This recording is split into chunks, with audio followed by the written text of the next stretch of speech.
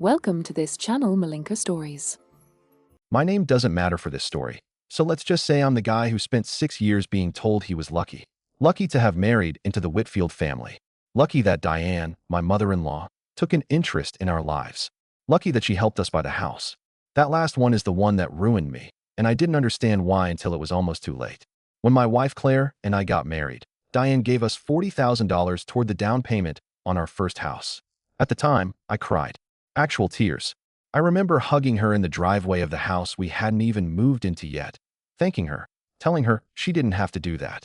She smiled and said something I should have paid more attention to. Family helps family, and family remembers who helped them. I thought it was sentimental. I didn't realize it was a receipt. For 6 years, that sentence sat quietly in the walls of our house like a wire nobody could see. Every disagreement Claire and I had, Diane had an opinion on. Every renovation we wanted to make, Diane had a say in. When we repainted the kitchen a soft sage green, Diane showed up 2 days later, looked at it, and said, "I would have picked something warmer, but it's your house, I suppose." I suppose. Like she was granting us permission to live in our own home. I brought it up to Claire more than once. Gently, at first. "Babe, your mom talks about the house like she still owns part of it." Claire would sigh the way people sigh when they're tired of defending someone they love. She helped us buy it. That's just how she is. She means well. I wanted to believe that. I really did. For years, I told myself Diane was just an involved mother-in-law, the kind you see in movies, overbearing but harmless. I told myself the eye rolls and the passive comments were just her personality, not a pattern. I was wrong on both counts. It was a pattern, and it was never harmless. There was the time we wanted to get a dog. Claire had grown up with dogs. I'd always wanted one, and we'd finally saved enough, finally had the stability, finally felt ready. We told Diane over dinner, excited, already talking about breeds. "I just don't think that's a good idea for this house," Diane said, cutting into her chicken like the conversation was already over. "The floors are hardwood. Claws will ruin them. And who's going to walk it when you two travel? I'm not going to be your built-in dog sitter." Nobody had asked her to be. But somehow, 3 weeks later, the conversation about the dog had quietly died, the way so many of our plans did after Diane weighed in. I didn't even notice it happening at the time. It's only in hindsight that I can see the shape of it. How many small decisions in our life had her fingerprints on them?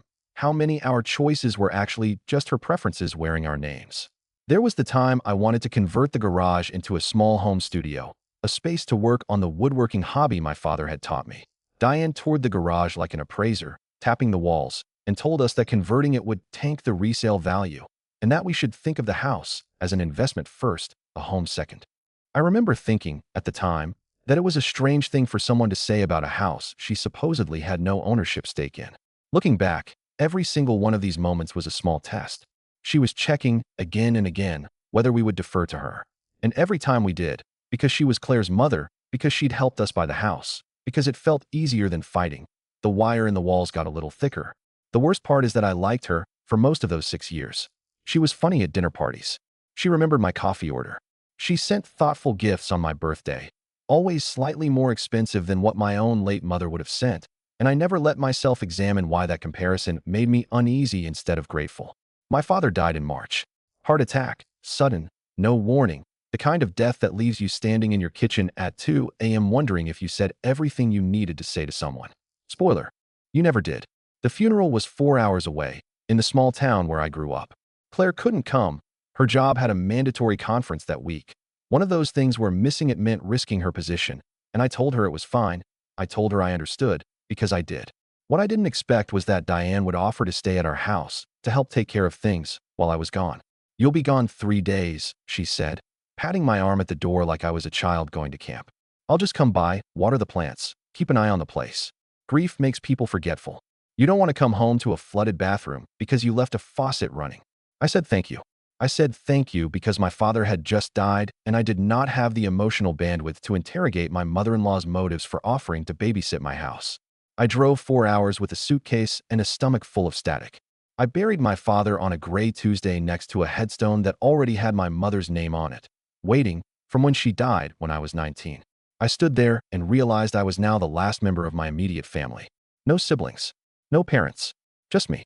I drove home Thursday night, hollowed out, wanting nothing more than my own bed, my own house, my own wife's arms around me. My key didn't work. I stood on my own porch at 11 p.m., jiggling a key that had opened that door every single day for 4 years, and it would not turn. I thought maybe I had the wrong key, checked my keyring twice, tried again. Nothing. I called Claire. No answer. She was still traveling back from her conference, landing late. I called Diane. She answered on the second ring, far too awake for how late it was, like she'd been waiting by the phone. "Oh, honey," she said, her voice syrupy in a way that made the hair on my arms stand up. "I meant to call you. We had a little issue with the locks, a break-and scare in the neighborhood, so I had them changed for safety. I have the new keys here at my place. You can just stay with me tonight, and I'll get you set up tomorrow." A break-and scare. In our neighborhood. That I, living there, had never heard about. I'd lived on that street for 4 years. I knew our neighbor Gary, who power washed his driveway every Saturday like it owed him money. I knew the couple 2 doors down who fought loudly every Sunday and made up loudly every Sunday night. I knew nothing about a break-and scare because there hadn't been one. I stood on my dark porch, exhausted, grieving, and something in my chest went very still and very cold. It's a strange thing, standing outside a house you've lived in for years, unable to get inside. While your father's casket is still fresh in your memory, the dirt still loose on his grave. Grief does something to your perception. It slows everything down and sharpens everything else. I remember hearing crickets. I remember the porch light flickering, the same bulb I'd meant to replace for a month. I remember thinking, with a strange clarity that felt almost outside my own body, this is not a coincidence. This is a decision someone made on purpose, while I was burying the only parent I had left. "Diane," I said slowly, "whose name is on the deed to this house?" There was a pause, just long enough to tell me everything. "Well, technically mine," she said. "For tax purposes, remember? When we did the down payment, my accountant said it made more sense to structure it that way, and you and Claire agreed at the time. Don't you remember?" I did not remember agreeing to that. I remembered signing a stack of papers during a chaotic week 6 years ago, papers Diane's lawyer had prepared, papers I trusted because I was 28 years old and grateful and stupid and had no idea that gratitude could be weaponized so patiently, over so many years, for so specific a purpose. I remembered Claire saying, "My mom's lawyer says this is the smart way to do it. Don't worry about the details." I had not worried about the details. That was my mistake, and it was about to cost me everything. I did not sleep at Diane's house that night. I checked into a motel off the highway, the kind with a flickering vacancy sign and a bedspread that had seen better decades. And I sat on the edge of that bed and did not cry. I was too angry to cry. Grief and rage make a terrible combination. They cancel out the softer emotions and leave you with something sharp and clear. I spent that night on my phone doing what I should have done 6 years earlier, reading. I have a cloud folder where I keep scanned copies of important documents, a habit from my father, who always said paper burns, but the cloud remembers. I found the closing documents from when we bought the house. The property was titled in a trust. The trust was administered by Diane. Claire and I were listed as beneficiaries, with rights to reside in the property, not as owners. We didn't own our house. We had never owned our house. We were, on paper, tenants of a trust that our mother-in-law controlled entirely, with the legal right to revoke our residency at her discretion. I read the document 4 times. Each time, the floor tilted a little more. I want to explain what it feels like to read a document like that at 2 a.m. in a cheap motel, 3 hours after burying your father. It feels like the ground under a house you thought was solid turning out to be a stage set, like discovering the walls you leaned on your whole married life were painted plywood, propped up from behind by someone else's hand. Every argument Claire and I ever had about our house rearranged itself in my memory. Every time Diane said, "Your house," with that faint, knowing smile, I understood now that it hadn't been generosity dressed up as humility. It had been a woman reminding 2 grateful idiots, in the gentlest possible language, exactly who was really in charge. Then I found the follow-up. 2 years after the purchase, there was an amendment to the trust, signed, it appeared, by Claire, giving Diane sole and irrevocable authority over matters of residency, alteration, and disposition of the property. I texted Claire that document at 1 a.m. I didn't even write anything. I just sent the PDF. She called me 40 minutes later, her voice thick with sleep and confusion, and then, slowly, horror. I don't remember signing that," she said. "Wait. Oh my God. I think there was a stack of papers she brought over when I had the flu, remember, 2 years ago? She said it was just an update to the insurance paperwork. I signed it without reading it because I could barely sit up. I believed her instantly, not because I'm naive, but because I knew Diane's method by then. She never took things by force. She took them while you were sick, or grieving, or distracted, or grateful, and she always had a warm explanation ready, delivered in a tone that made questioning her feel rude. She locked me out of my own house while I was burying my father, I said. The silence on the line was long enough that I heard Claire start crying on the other end, 3 states away, finally understanding what 6 years of family helps family had actually meant. Here's where a lot of these stories usually go sideways, where the spouse sides with their parent, where the marriage becomes the second casualty after the house. I want to tell you that's not what happened here, because it isn't, and I think that matters. Claire flew home the next morning. She didn't go to her mother's house first. She came straight to my motel, knocked on the door still wearing yesterday's travel clothes, and when I opened it, she just said, "I'm so sorry. I am so sorry. We're fixing this today." We drove to Diane's house together. Diane opened the door already smiling, already performing the version of herself designed for de-escalation, the concerned mother, the reasonable adult in the room. "There you both are. I was just about to bring the new keys over. We need the trust documents," Claire said, cutting through the performance with a flatness in her voice I had genuinely never heard from her before. "All of them. Today." Diane's smile faltered for exactly 1 second before resetting. "Sweetheart, I don't think this is the time to. You locked my husband out of his house the week he buried his father," Claire said. "There is no better time. I watched something happen in that doorway that I will remember for the rest of my life. I watched my wife, who had spent 6 years smoothing over her mother's behavior, who had spent 6 years saying she means well, finally see the wire running through the walls of our house. I watched her realize that the $40,000 had never been a gift.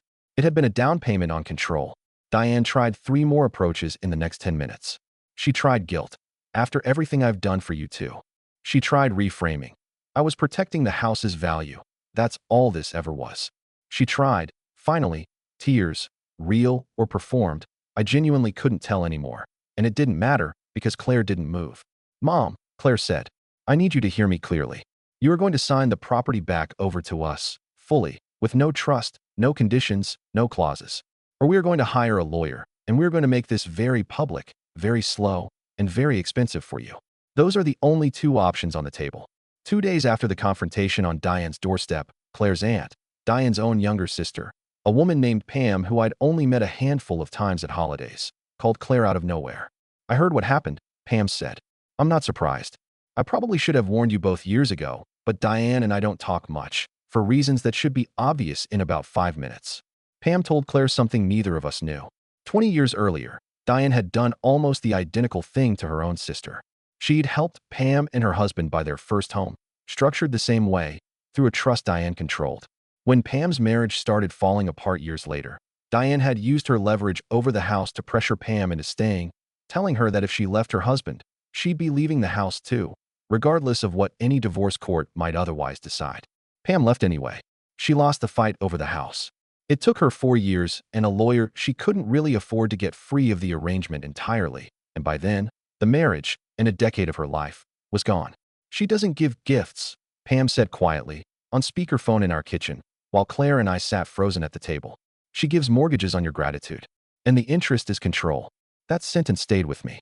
It reframed everything, not as one isolated act of cruelty during a vulnerable week, but as a lifelong method, a strategy Diane had used at least twice, on 2 different people who loved her in 2 different decades. The break-and-scare excuse. The trust structured as generosity. The quiet, warm insistence that of course this was all for our benefit. It wasn't improvisation. It was a script she'd already run once before and refined. Claire cried for a long time that night, not for the house, but for her aunt, for the years Pam had lost, for the fact that her mother's warmth had always had a price tag stapled to the back of it, hidden where no one thought to look until it was far too late. It took 6 weeks and a real estate attorney to undo 6 years of quiet control. The attorney, a sharp, tired woman named Renata who had clearly seen this exact scenario more times than she wanted to admit, told us something I still think about. "This is more common than people realize," she said, flipping through the trust documents in her office, sunlight cutting across the mahogany desk. "Parents who help with a down payment and structure it so they retain control instead of making it a true gift. Most families never find out until there's a divorce, a death, or a falling out. You got lucky. You found out while your marriage was still strong enough to survive it." Diane fought the transfer for 3 weeks. She hired her own attorney. She tried to argue that the $40,000 constituted a loan that needed to be repaid in full before any transfer could occur, despite never once, in 6 years, calling it a loan. We found the birthday card. It was Claire who remembered it, a card Diane had given us at our first anniversary, Tucked inside was a photocopy of the check with a note in Diane's own handwriting. A gift for the two of you, to start your life together. No strings. Mom. Renata submitted that card as evidence. Diane's lawyer went quiet on the loan argument almost immediately. In the end, Diane signed the property over completely. Full ownership, no trust, no conditions. Our names, and only our names on the deed. She did not attend the signing. She sent her lawyer in her place, and I remember sitting in that office thinking about how strange it was that after 6 years of being told I was lucky to have her involved in every part of my life, the final transaction of her control over me happened without her even in the room. Diane and Claire don't talk much anymore. Not because of some dramatic, screaming falling out, but because Claire simply stopped calling, and Diane, it turns out, was never actually capable of maintaining a relationship that wasn't built on leverage.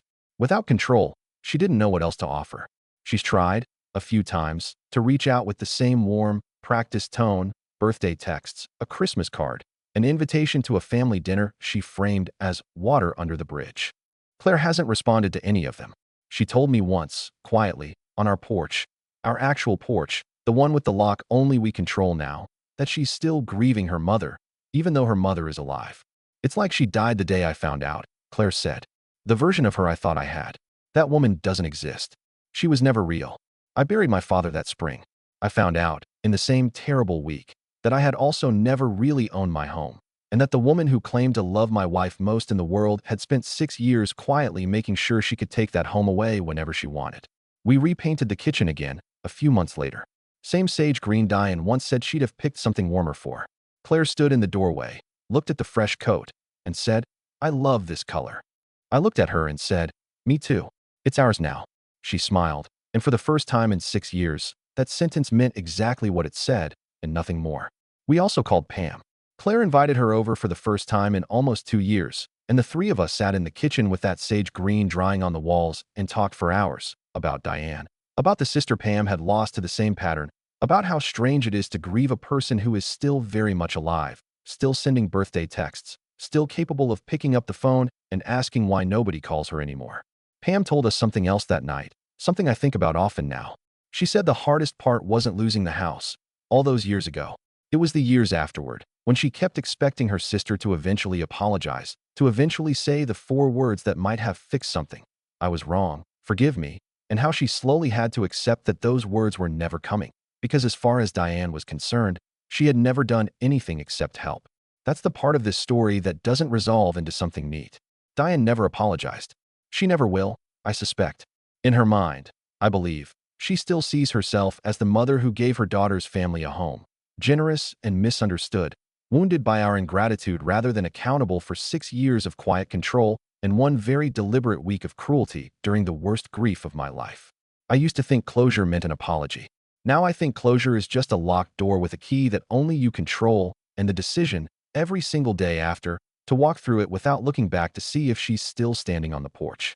We changed the locks again, of course, new keys, new code, a small brass plate by the door that only Claire and I have access to. It's a small thing. It shouldn't feel as significant as it does. But some nights I stand in the kitchen with a cup of coffee, look at that door, and feel something settle in my chest that I didn't have words for until recently. It's not relief, exactly. It's not even peace. It's something closer to ownership, real ownership, the kind that isn't written on a piece of paper but lived in every ordinary evening since. The kind nobody can quietly amend while you're somewhere else. Burying someone you loved, trusting that the people you left behind wouldn't take advantage of the 1 week you couldn't watch the door. If you've ever had a parent, in-law, or family member try to hold a gift over your head as leverage years later, I want to hear about it. Some of the messages I get after telling stories like this one are wilder than the story itself.